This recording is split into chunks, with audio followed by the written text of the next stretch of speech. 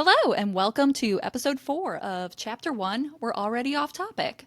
3 women, 1 podcast, 100% ADD, 0 direction. Tonight, we're going to be discussing chapters 17 through 24 of Night in the Moth by Rachel Gillig. But first, what is everyone having this evening? This muffin that Catherine made, and it is pumpkin and white chocolate. Mm-hmm. I love it. And you're Elizabeth. I'm Elizabeth. Yeah. Oh, and then I have this pumpkin drink that Catherine also made. Already off topic. I'm very jealous of the muffins. I'm like, I didn't get a muffin. I'm excited to try it. I'm Catherine. We already said that, but I am drinking. You know, I'm gonna be real with you. We were in the middle of a discussion while I was making things. I'm not really sure what's in this. I know there is pumpkin in it. Mine has chai tea. Hers has pumpkin and chai. Mm-hmm. Mine has white chocolate. Yours has white. I think both have white chocolate. Mine has brown sugar, but I think I accidentally added real brown sugar, and then for some reason I added brown sugar syrup too. There's just a lot of brown sugar happening in it, and it's really coming through. Like it's I don't know. It's really coming through. But you're really spoiling me with all these treats and foods. Like I put in extra love. But yeah, that's what I'm having. And then I'm also having the pumpkin white chocolate chip muffin. So we have a third one we can break it, or just we can share. I am having a pecan pie from whatever restaurant we had dinner at. I'm not sure. We asked them to take it to go because we were in a hurry. Some of us were in a hurry. She had to wait for a while. I would randomly. She FaceTimed me before we started, and we were in the middle of a conversation with some friends, dear friends. Shout out to Leslie and Jude. And we were having a pretty in-depth discussion, and she had to wait for a little bit, and I would randomly look down at the FaceTime, and she was like, I'm just sitting here with my... I'm like, I'm so glad I rushed back. Sorry, well, you said you were running late, and so we ended up getting into we ran with that. I had time to change into sweatpants, so I am thrilled. I took my earrings out. That's fair. Yeah.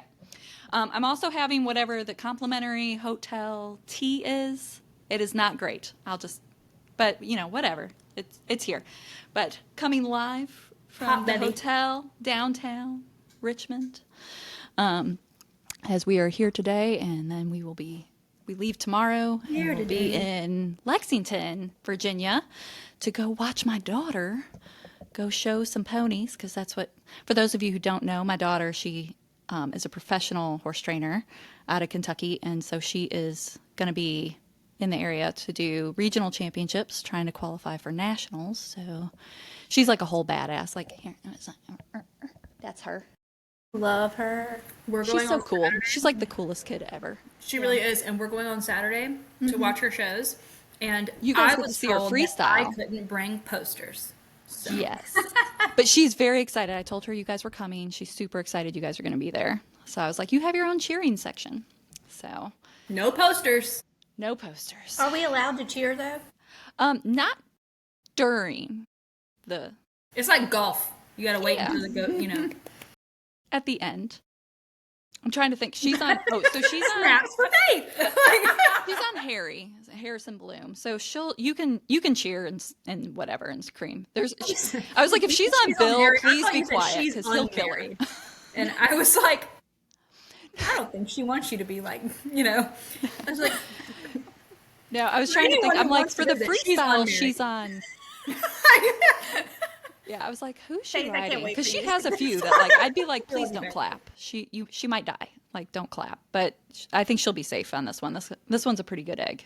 He's just big and goofy. So I will be so quiet, but inwardly I will be screaming. I'm just gonna watch for Mary when we can start being like, woo! Be like, is it now? Can we do it? Can we do it? I'm sorry. Let's keep going. All right. So, we finished chapters 17 through 24. I know. So when we started these chapters, we met the oarsmen. Like she was getting ready to go. Well, actually, they were getting ready to go they run across the oarsmen, and that's like kind of when the chapters start or end. And then we get kind of thrown for a loop right off the bat. It's like, because the oarsman's like, hey, I'll do your challenge, but only if I fight the diviner. And so poor little Six gets 3 days to train and has to get ready to defeat the oarsman and take his oar. But I was ready. I'm like, we ride at dawn against Benji, because I was pissed. He's like, you know what? Because she shows up, right? And they like go into like whatever he lives in. Like I couldn't quite grasp it. Was it a castle? I don't know. Anyway, whatever he was in, and they like show up to go beat him up, and it's empty, right? It's like a ghost town. Tumbleweeds rolling through. They're like, where the hell is he? And then they look out, and he's in the middle of the river, right? And like they're like, oh, hope you're a strong swimmer. And of course Rory knows she can't swim, and he like goes ghostly white. And poor little Bartholomew's like, well, she can't swim, but she can drown really well. She's real good at drowning. And I'm just like, I thought that was adorable. It was really cute. But then freaking Benji's like, hey, all her little magical stuff, we're going to take her coin and we're going to take her inkwell away from her because we don't want her to lose them. And I was like, you asshole. I was so pissed. That's what I told Catherine. I got upset with Benji a couple times. I got upset with too. Benji again during the knighting, but we'll get to that as we get closer. But I was really pissed then too. Me and Benji got words right now. We got beef. I was trying to be nice and be like, Benji has his plans, and I was giving him the benefit of the doubt that he wasn't going to be turning evil in the early part of the book. I see it now. I was really disappointed in him multiple times throughout these pages. Very, very disappointed. I was like, now this is actually going with your theory in that direction. I see a lot of him turning evil right now. He's going to be a bad guy. I think that he's on the way. Those decisions that he made are not necessarily evil. They're more just like, oh, well, that was a pretty crappy thing to do. But like it's veering in the direction where it's gonna like he has the opportunity to become pretty like super bad guy. I think right now he's just like trying to get his way. Like he comes kind of like petulant. I don't know. Like, well, he makes a comment, and I think it was a specific comment in my mind that the author put in there as a bit of foreshadowing. I could be totally off base, but he makes a comment.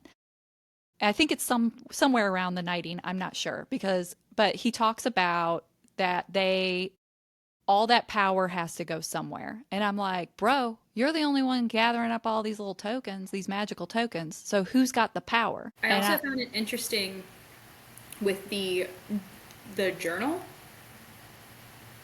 this time. Mm-hmm. Like she finds the journal and there's things that has not been disclosed to her. Mm-hmm. And I feel like Benji's trying to set himself up to be a god. And we touched on that a little bit last week because we were like, is Benji really a reliable source? And we talked about what makes a god. Like what is it? So like if it's power and it's people worshiping you, he's like setting himself up. Why does he want Six so bad? Did he want her originally? Well, he sent Rory for her.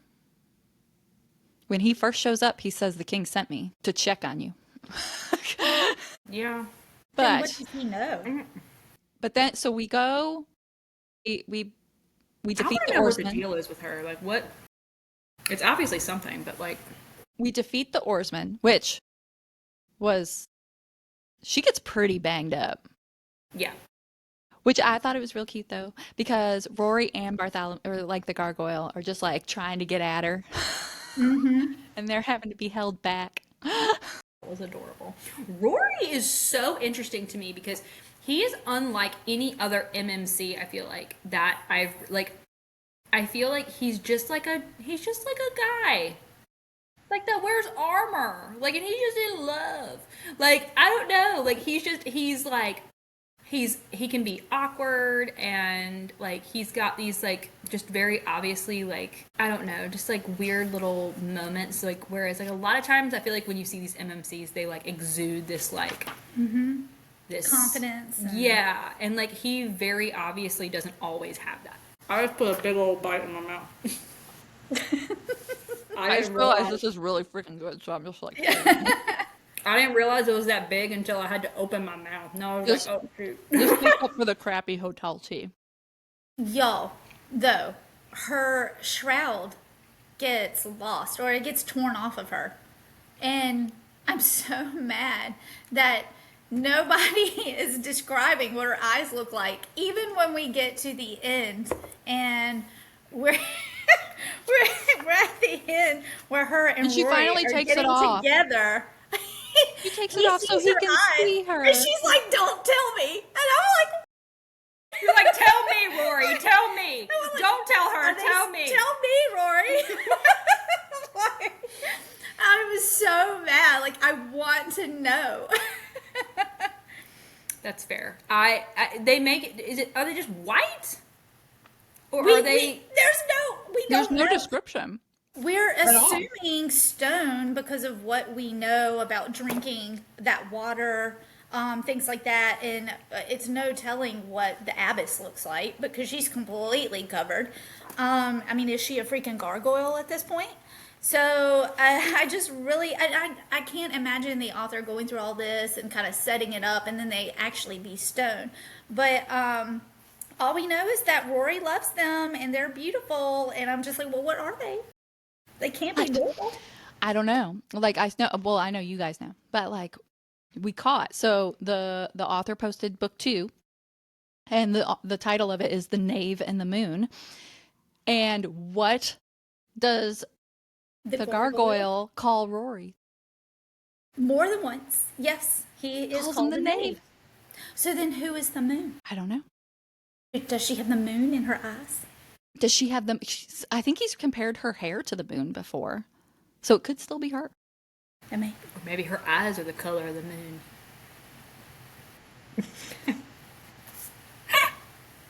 I don't know. I just want to know what her eyes look like. That's all. That's all I need. But we get the ore. She gets banged up all to pieces, and they. Benji is not like. I feel like Benji doesn't act as grateful as he needs to.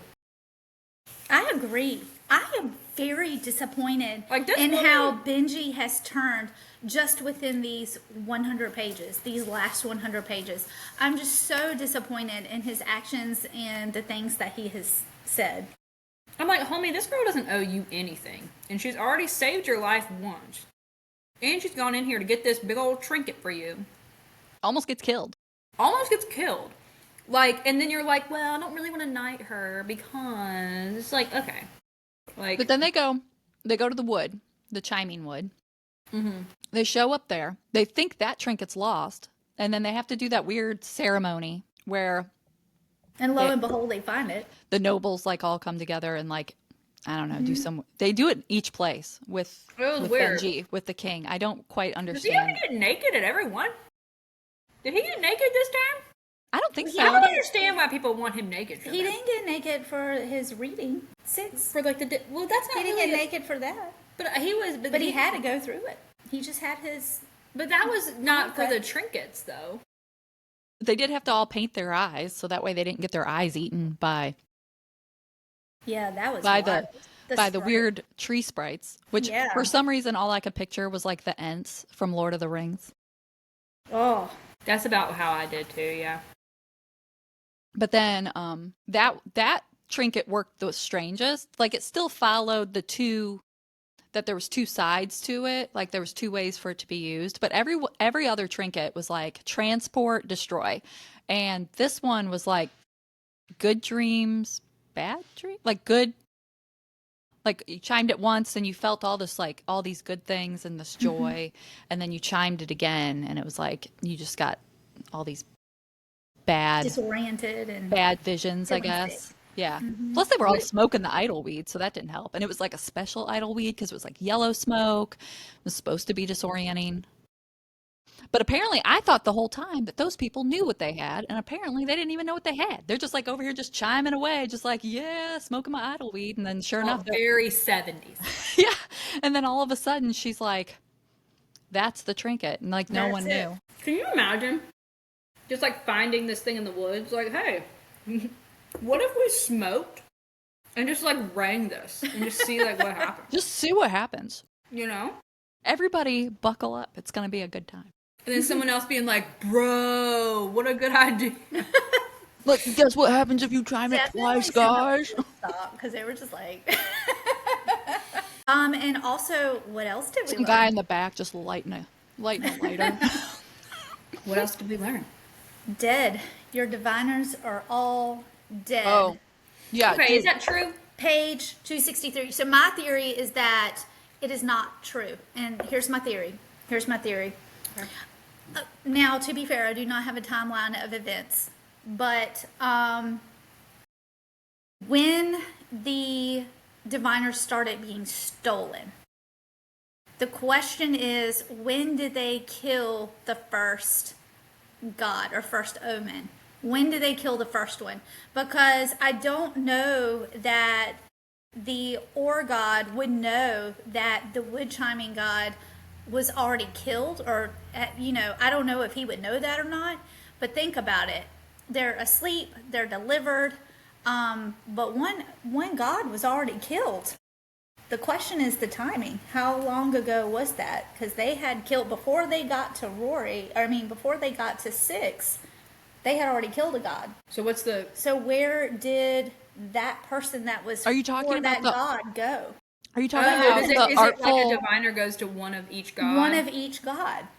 So that they can drink of their blood, they can eat them. So at the and very continue least, with there's their a chance eternity. that one of them is fine. I'm thinking at least one, because I don't know when the god of the chiming, I don't know. Oh, and not even just that, but Rory killed his person. That's how he has the coin. The But brigand. I The will say brigand. they had already started disappearing. That's why she went to them, and they were gone at the castle.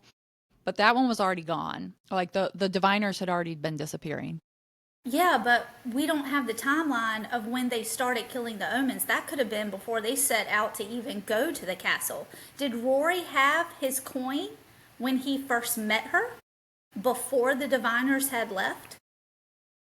No, he doesn't get the coin till right when he comes back to her. So you Are we think sure? he killed? I mean, we the don't know. I mean, brigands? it doesn't say 100%, Well, no, but because that's what he explains wasn't where they with- were. Because she leaves. Why is She he goes. so good at it then? She And goes he to wasn't the with castle. king. Well, because the king sent him. They were at the castle. How I read it was they had just killed him, and then they came back. Or no, they didn't even get back to their castle.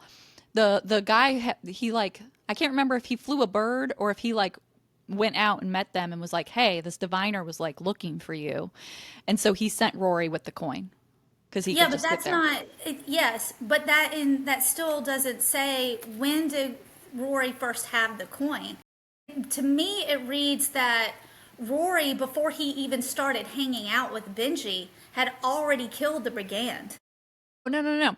They went back to kill him. They explain that. That's where they were when the diviners all are going missing, and she goes to look for the king and for Rory, and they weren't at the castle. They were at the other castle killing the artful brigand. During that time. Yes. But then they also had to have time to kill Maud's. Maud's, I God think, as was well. the earliest. I think Maud's was the first, but that token was missing. So the question is, did she already kill that god before the diviner started missing? Yeah, that one I don't know. That diviner could still be alive. Also, they they didn't all go at once. It was at random times. So, I mean, was- there's a chance that the Artful Brigand and the one in the woods were already gone. I mean, I feel like I least feel like they're gone. Like, I could be wrong. I don't know where they'd be otherwise, but it makes sense what's happening to them. I think it sucks. Like, I felt like I read it and I was like, are you serious? I don't know. My theory is they're not all dead. I think it's what keeps them alive. The omens is so I Yeah, feel like for sure. and that's how the abbess uses them is because every Yeah, 10 they years kill she's like them it's almost like vampire. every She's like 10 I'm years. giving you just enough to stay alive. Mm-hmm. And since their eyes are stone, I'm wondering if it's what keeps them from turning just completely to stone. Like as they die, they turn to stone. But we And don't know so- that they're stone. Their eyes are stone, the omens. The omens, yes. I'm talking Yeah. about the diviners. No, I'm talking about don't the know that omens. yet. I think them drinking the water, which is them getting basically to eat the diviners is what's keeping them kind of just enough Oh, that alive. is. Do they kill them and because they're like ancient. drain them? Like, is it like a cannibalism thing? I mean, Is it kind like of a- what Is he it like It a sounds like they vampire? almost, it's like vampire, like Yeah. they're like drinking their blood, like they're sucking them dry. And then, and I think that's where I just don't know. So, like, we know the abbess is like the sixth omen, but what did she wanted six. So it's like, was that what she was going to do with six? Is that what keeps the abbess alive? But she doesn't need to because she's got the water there to drink. Right. So I'm Why like, why bother? did she want six? And that's where I'm wondering, like, is that where her gargoyles come from? Is that's what's happening to those? But we do know that Bartholomew is a he. They use those pronouns throughout. They do. He. So, I don't know. I don't know what- because so far all the diviners have been girls, and they explain why that is. So Maybe he was like the first one, and they were like, "Let's try a dude." Well, And then they maybe were because like, Bartholomew's the only one that speaks. The other ones do not. could be. So maybe the whole gender difference. Oh, We're gonna find out in these last Here? 7 chapters, and I'm freaking scared. Catherine's like, I'm going to have them read in the next Spicy 2 bag. hours. I know we're getting into a spicy scene. We yeah. are Or getting I it. think it's the spicy scene, right? I think there's only Yeah. one in the book. I mean, I'm, what a I'm just cliffhanger. waiting. I'm waiting for like tonight at like midnight. I'm just going to get like a text. Done from Catherine. Catherine's be like, I finished. Completed it. You know what? Because it was like 10 You're a.m. gonna the have next. all the answers, though. It was 10 a.m. Thursday. We finished the podcast Wednesday night. I got a text at like 10 a.m. Thursday, and it was like, so I finished. And I was like, well, I had to sleep and go to work. I don't have an excuse. I started it, and I felt like it reads quick. It does. The pacing only of it, thing- you're just going, and you don't even realize that you've like read like a bajillion pages. Like, I had to stop myself. Yeah, the only thing that's keeping me from being pacing myself is honestly that we've been so busy and traveling and stuff that it's been hard to read more than a few pages at a time just because. But then, like, last night I had time and I was like, I finished and was like, well, I can just keep reading. But I was good. I only read a little bit. I was going to say, you weren't that good. I only read a little bit. But it stopped on I like how she was like, I'm- I can stop at all these other places that are kind not of... the spicy But scene. she was like, I am not stopping at this Well, spicy. I was hoping we would get to know what her eyes looked like. So That's fair. Do you? I mean, that did annoy me not knowing. Do you know what her eyes look like? No? No, because she said, don't tell him. All we know is that they are the most beautiful thing. She asked, Don't tell am me. I unsightly? His thumb found my chin, lifted it. He looked so exquisite to me. My shroud had never hidden any of his beauty, nor was I surprised to see it so close. Roderick Mendacious was exquisite. But it wasn't that. It was the newness of his expression. There was wonder in his gaze as I'd never glimpsed before, as if seeing my eyes for the first time had profoundly altered his. He said it intently, like he was imploring every part of me to take heed. You're the most beautiful woman I've ever seen, Sybil Delling. Oh, beautiful. yeah, what And I then only she goes on to read. say, don't tell me what they look like. I only read like the very next scene, so it does not. But I just looked, and the very next scene after the scene I read, she looks in a mirror, so you do get to see what her eyes, or like explain what her eyes look like. So But you didn't. we're read almost it. there, huh? Did you read that part? I just read that part, yeah. Like just now? Yes. What does her eyes look like? Well, I don't No, want we to. can't say because I don't people want to are- spoil it. You can't spoil it for the other people. You'll literally find out before You're gonna the find out in midnight. 3 seconds after we hang up because you're gonna read That's it gonna so be like fast. the first thing. Whatever. But she's literally, I mean, that made me so mad because that was the last, I mean, like the last 4 sentences. Don't tell me what they look like. I pressed onto my toes, swallowed his shaking breath with my own. Don't say anything at all. And I was just like, I'm like, really? say something. Really? Well, I think it's I mean, you knew it was going to happen this way, but also it's like really meaningful that the only person she's revealed herself to is Rory, with exactly the words of like, I think she said something to the effect of like, I want you to see me or all of me or whatever. But I swear we did not plan the breakup of these chapters to be this crazy. If I would have known, I'd be like, no, we're including We this literally chapter. got to the last sentence, and then his mouth was on mine, and I And was that like, was it. You're done. that's it. And see, I was like, On the next episode of the Night of the Moth. I was over here. I about choked it because, like, literally after every 8 chapters, it's a freaking cliffhanger, and I'm like, I can't do it. I can't do it. I'm used to commercials. I grew up in that time. I swear, if y'all act like I'm like 2 years old one more time, I also grew up with commercials. did you have to turn the This dial? is hitting me so hard. Did you have to turn the dial on the TV? I did have a TV that did that. Yeah, you know, remote. You had to get up and turn the dial. You had. I did have one that only did had that. like We had 6, like I old think. boxy TV. It was like wood around it. You know what I'm talking about? Oh, Yes. you're talking about your Yes. grandma's TV. No, I'm talking about my parents' TV. They had that TV. We The eventually little legs. It was No, kind girl, of the like big floor TVs. It's like a big- you remember those? it's a big cube. Well, it was a big cube, but ours was like wood encased, and it had little legs, and it was like two turn dials, little- like a top one and a bottom Ours one, didn't have little legs. The antennas. and the antennas.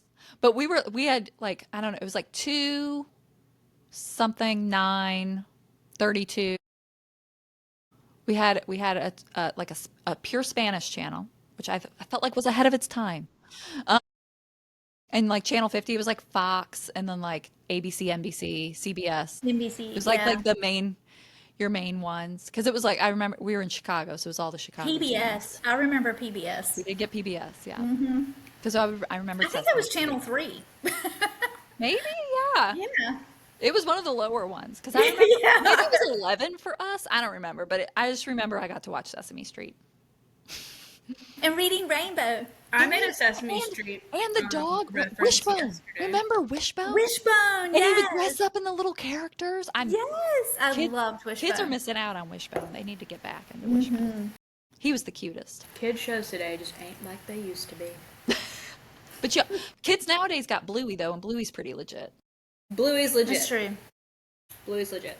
But like, shoot, I feel like there's nothing that's like, aside from Bluey, like, and you have a few good ones, like Lucas the Spider is good.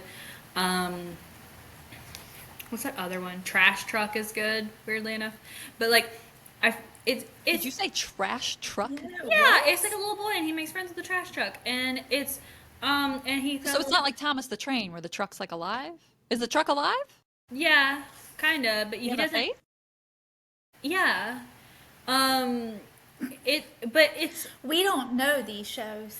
it's on Netflix. It's cute. It's cute. What We like? old. I feel like you have. I have children. But it's like I feel like the amount of shows that are like low stimulation aren't like they used to be. I feel like now. I had a conversation with a customer about this yesterday. I feel like now the shows, like you've seen, like I've like read studies on this where like now kids shows are designed to like scene change every 3 seconds. There's like something new happening, and it causes like a lot of like, it's like the same reactions like in the brain as like drugs, which is like why when you like turn off YouTube or something, like you'll see like a kid like just like flip out and stuff like that, like which is why we don't really do a lot of YouTube anymore. I feel like there's a difference, like if you're like supervising YouTube and like you know exactly what they're watching, like versus like doing like the YouTube shorts or like the YouTube like, it's, I don't know, kind of just depends on what it is. So At least for my kids, because my kids can get off the chain real quick. So I just came across this. It has nothing to do with what you were just talking about. That's But fine. y'all, Hamlin. I was off topic anyway. We were so caught up in Benji, I completely forgot about the ick with Hamlin. Yeah, he sucks. Oh my goodness. Yeah, I was you were trying like- to be nice about him too. I know. You were like, He's oh, he's the everywhere. comedic relief. And then he showed up at the woods and was like a You whole were all day. devil's know. advocate. I mean, I was trying to give some likability to these characters. I feel like I'm way more forgiving in real life than I am in books. Like in books, I'm just like, nope, you sucks. I mean, like, I was following Six's lead because Six was like, oh, don't worry about it. Like, she forgave him, so I was like, well, I'll forgive him too.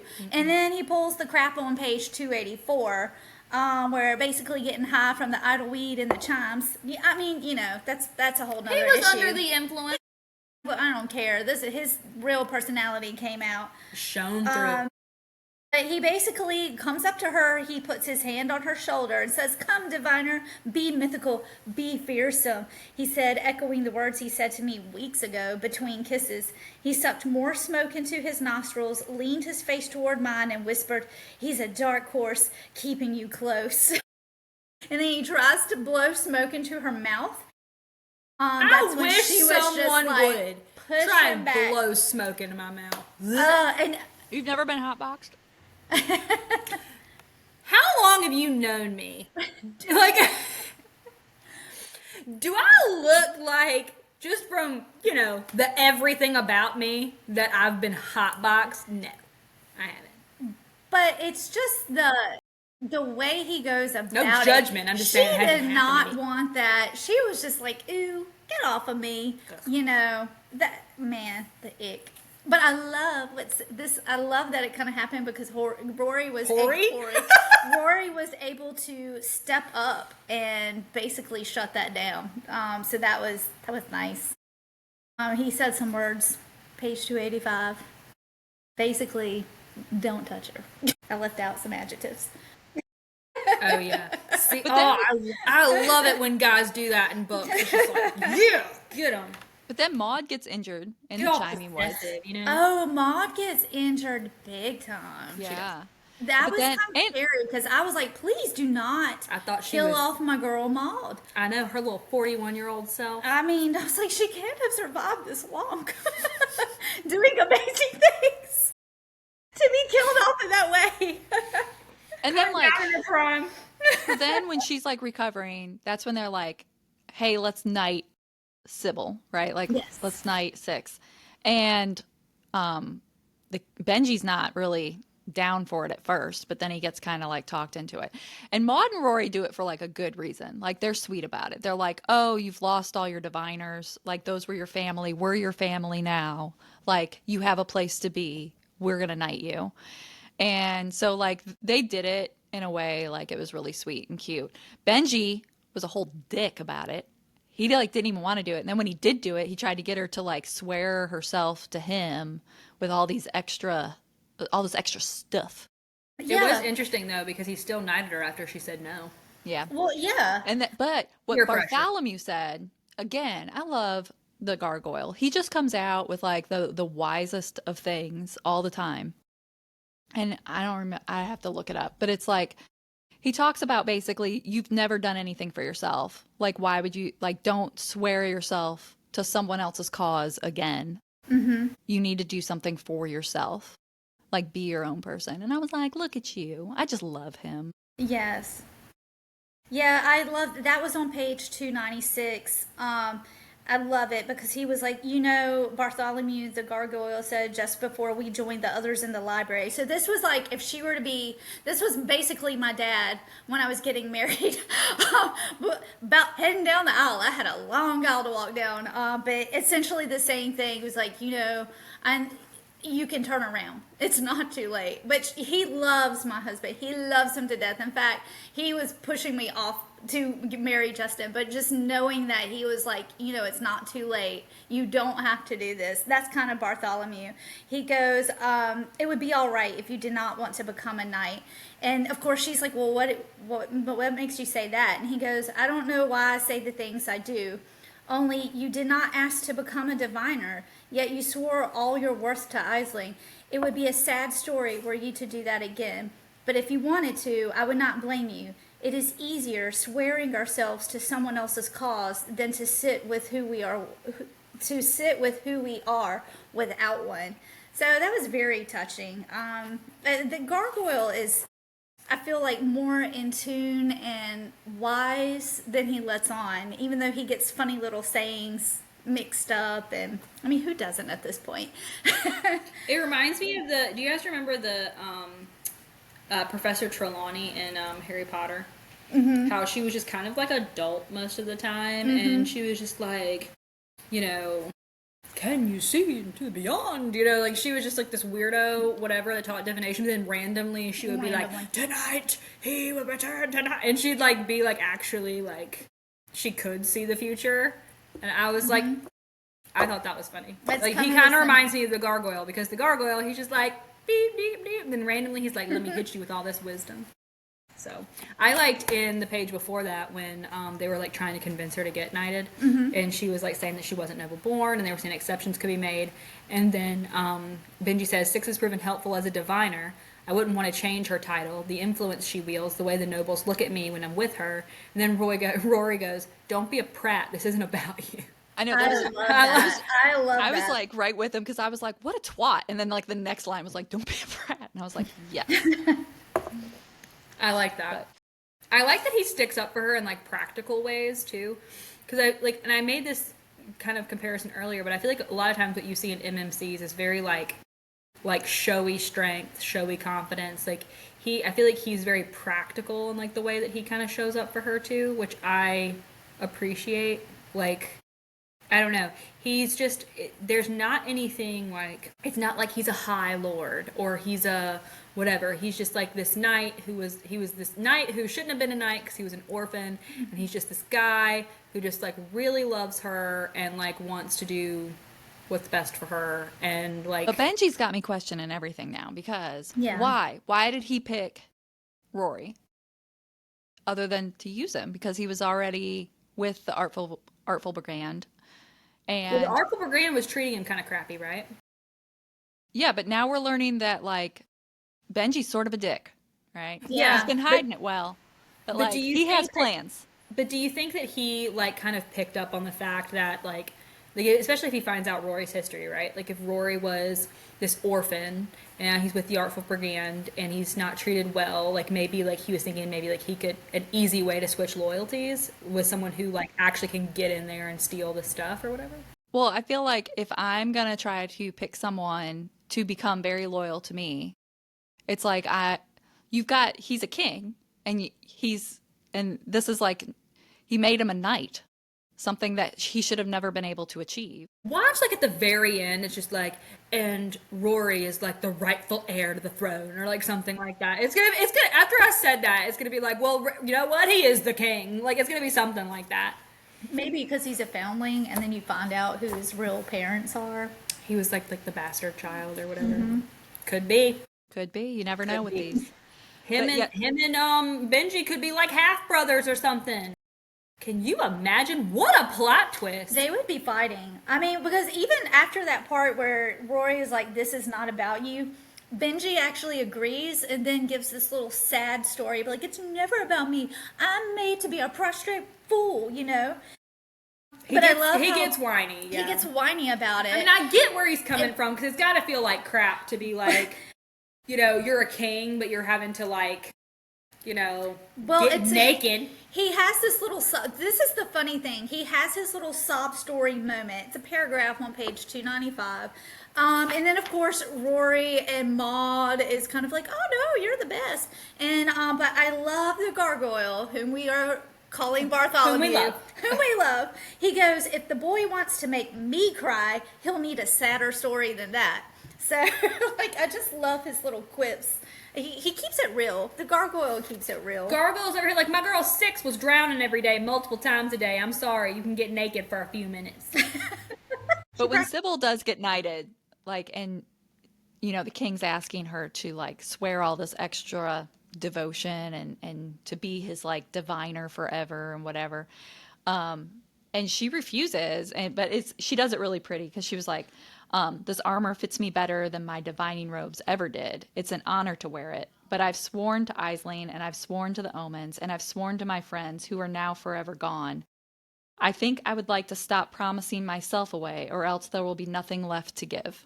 And I was like, oh, that's really pretty. That was really pretty. And again, the gargoyle, a fine answer, Bartholomew. And it's good to see that. So a lot of times we do get that in these types of books, where sometimes we get where, like, you're, especially with female main characters, where we tend to sacrifice them a lot. We give them a lot of power and then we take it all away. Like, you know, end of, was it Throne of Glass that she like has no power at the end?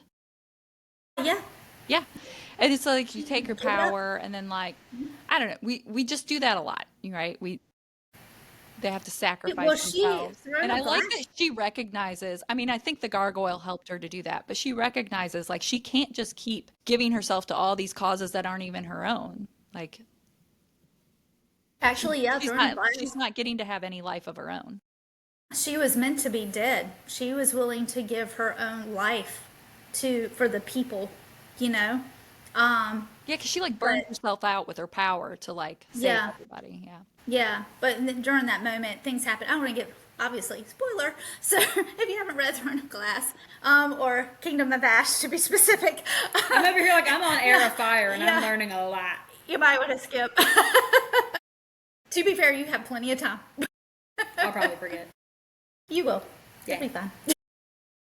Well, it's kind of like one of my favorite FMCs is Saris in Quicksilver. And I mean, she does something very similar. I mean, like she owes those people nothing. She just shows up and she's like, I guess I'm like gonna help you guys now. And I mean, it wasn't like she really owed them anything or like that she had any sort of like connection. She's like, well, I'm here. I came through this silver stuff, so I guess let me just help you guys with these weird dudes. Like, you know, like these weird dudes. Like I don't know. Like she was just like and it was like no question about it. She was just like, yeah, sure. Like, I love her. She's cool. Nothing like Violet Sorengale. I remember when frickin' Steven compared Sarah. Violet's another one constantly trying to sacrifice herself. Yes, but she's still whiny. Well, more so in book 2 than 3. But like frickin' you remember Steven tried to compare Sarah's to Violet at one point in one of his videos? It was a while back. I don't remember, but I remember it because in my head I was like, because I'm only through Iron Flame, so nobody come for me because I'm not like pro freaking Violet, but like Violet's not my favorite FMC and Saris is one of my favorite FMCs. So when like there was the like comparison there, I was like, oh no. So you haven't read Onyx Storm? No. Okay, well you gotta get out of Nina Iron died Flame. and then 2 days later it came out. So. I understand your sentiments with Iron Flame because I was right there with you. Because I was like, girl, we get it. Get it. I've heard that Violet redeems herself in Onyx Storm. Yeah. But in Iron Flame, I was like, I swear if you say this one more time, if you complain about him and then turn around and do the same freaking thing, I'm gonna lose it. It's quite repetitive. I will say I'm Spoilers. enjoying this book. It is not. I think they've learned at this point. If you're along for the ride by episode 4, everything is spoiled. We're never on track. You have no idea what's coming up. If you haven't read books, you probably shouldn't follow us. You can, because by the end of it, you'll know everything that happens in this book.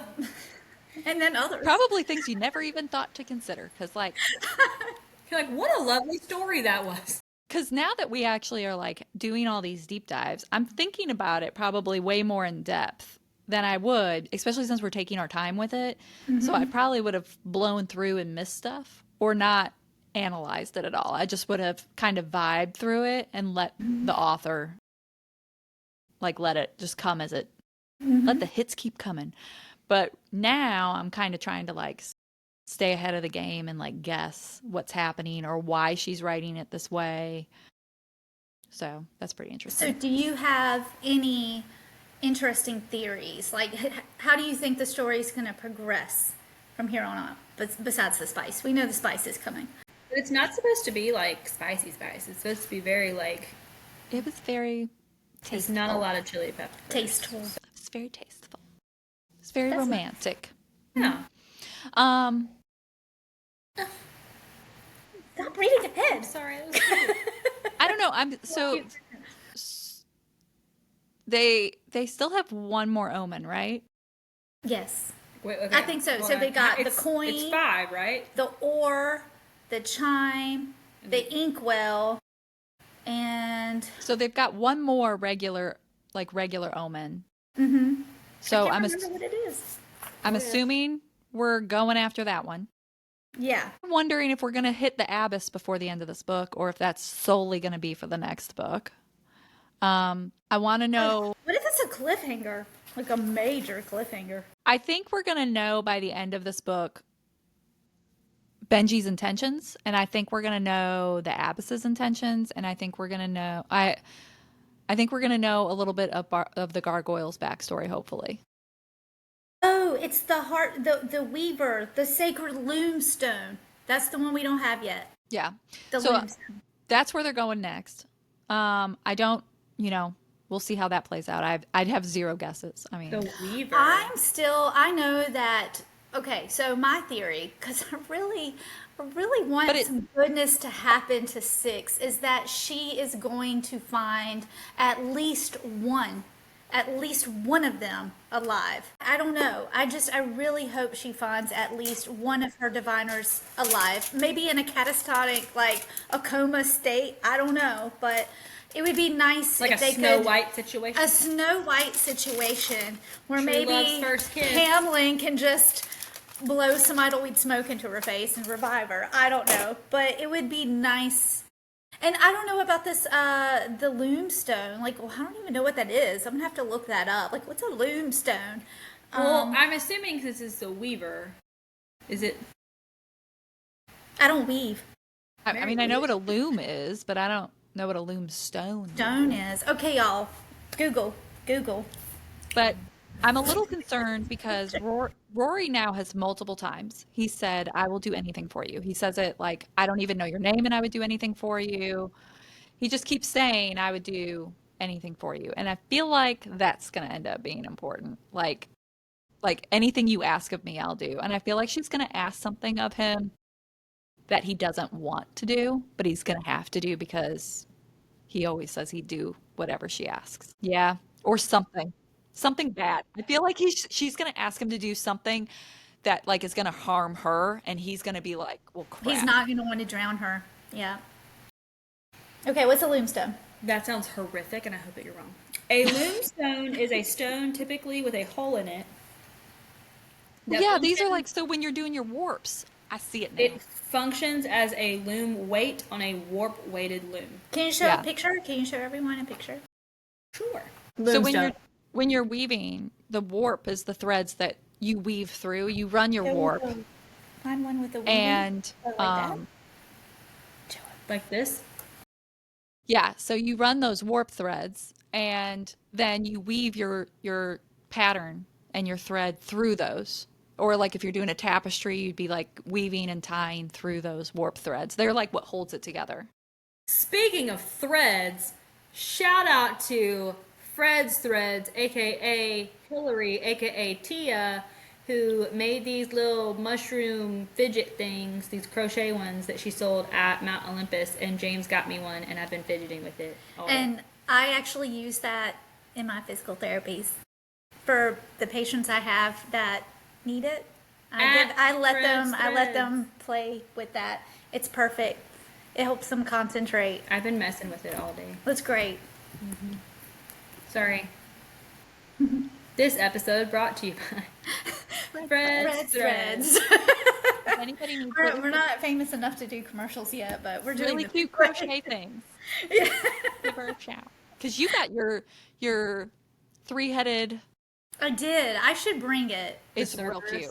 Yes, it's real. It has nothing to do with this though. She also made this. She made this little pumpkin guy. I love him. I don't know October. I haven't named him, but he needs one. And he's just.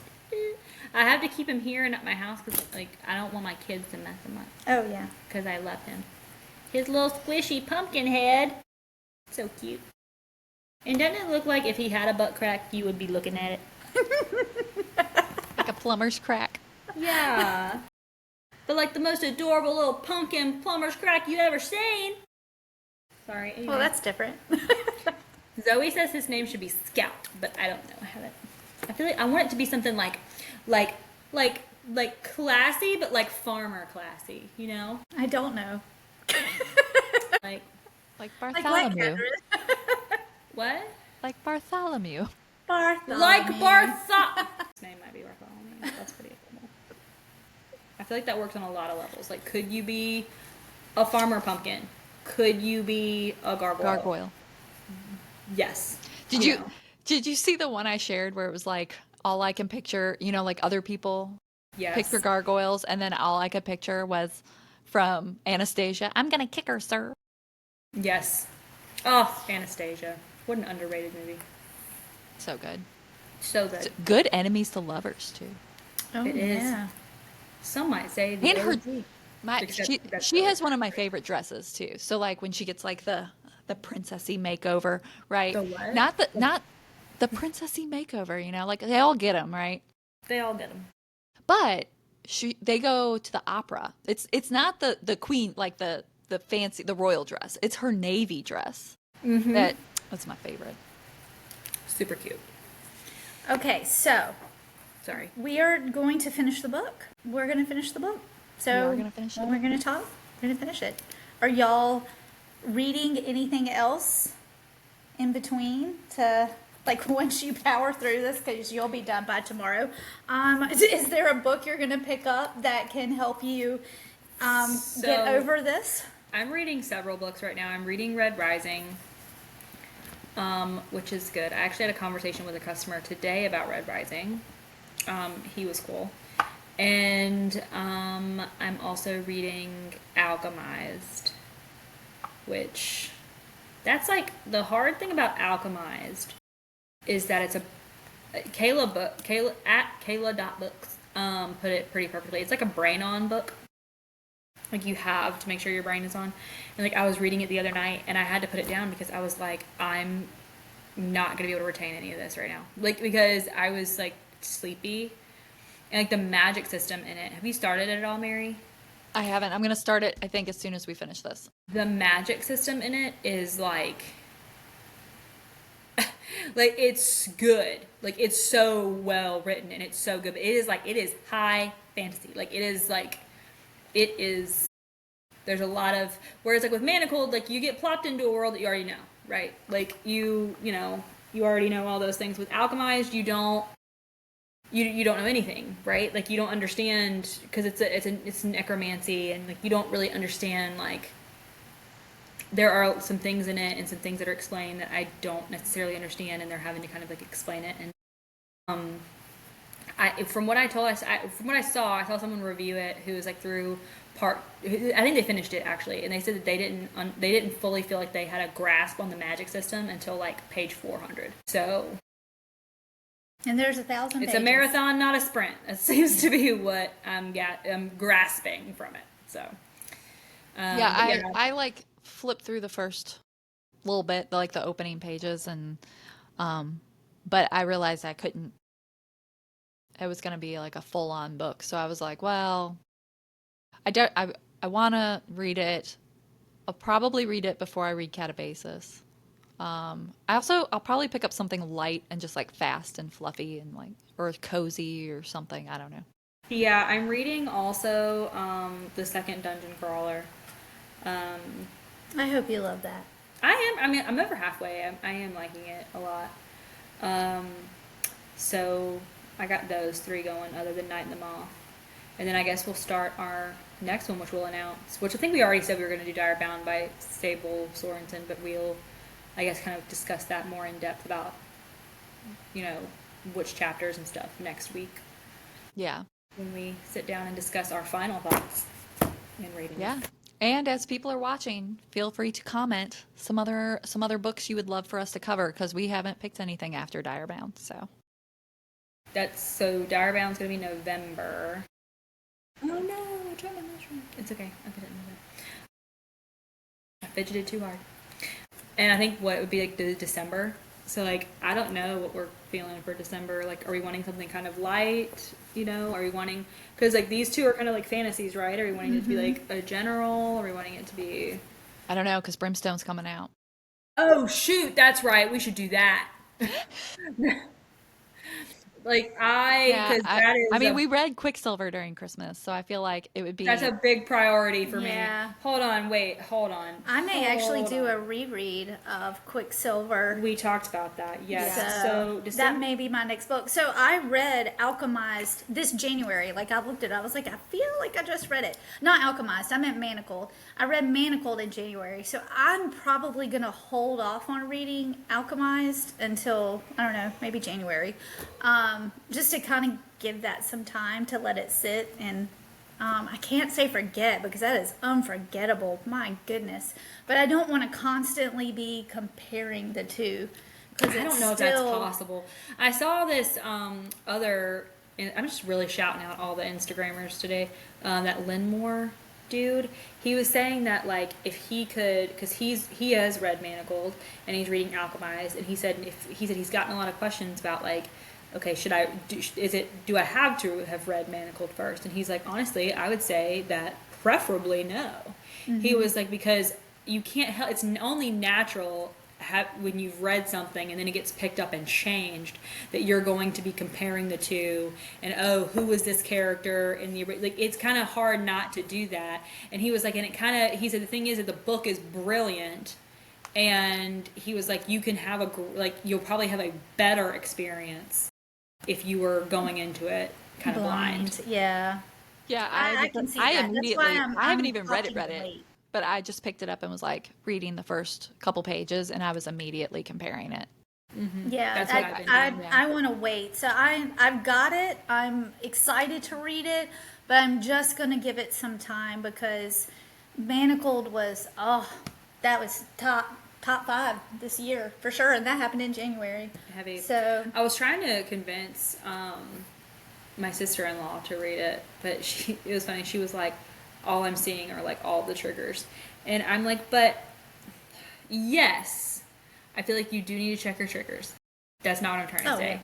But I feel like the triggers, I think a lot of times when someone thinks of a trigger in a book, I know this, and I'm not saying that she did this. This is my own like observation. I feel like a lot of times when people think of like triggers in a book, they're thinking of it in like almost like a kinky way.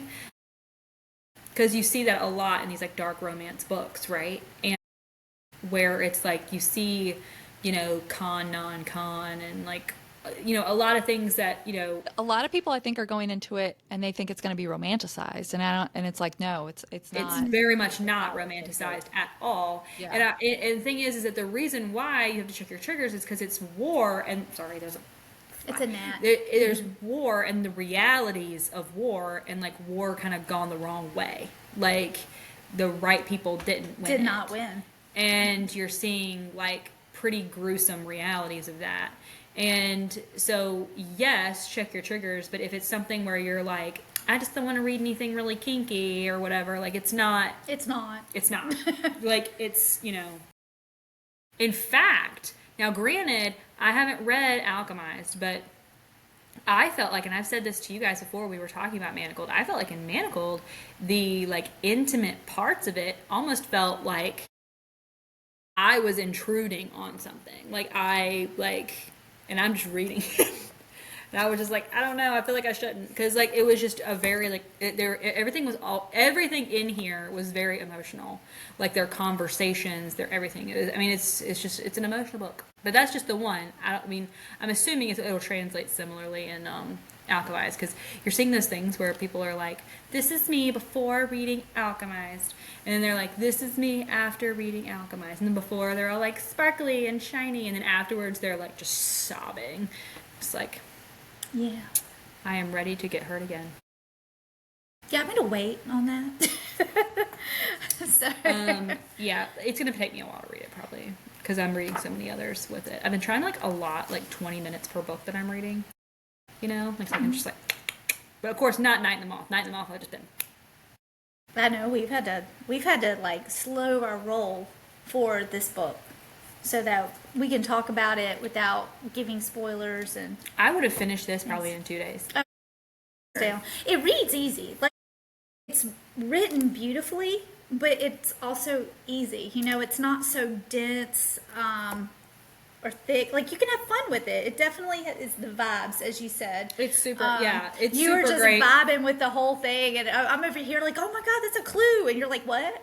So it's been I fun. don't pick up on clues very easy. That's why I'm a great thriller reader, because all the things You're thrilled all the I'm time. thrilled. Like, I'm on the edge of my seat, and people be like, I totally figured that out, and I'm like, you did? I don't know. And they're like, well, at this point when it said this, I'm like, I was so surprised. Like, the plot twist, it twisted for me. Like, I didn't see it coming. Sorry, Mary's like, stop talking. You're fine. Done. They're trying. I did have dial-up. Did have dial-up. Sure. She's We were not, like, Yeah, act she's like not it. a baby. All right. Well, join us next week for the final chapters and our final thoughts on The Night and the Moth and how it ends. See everybody next week.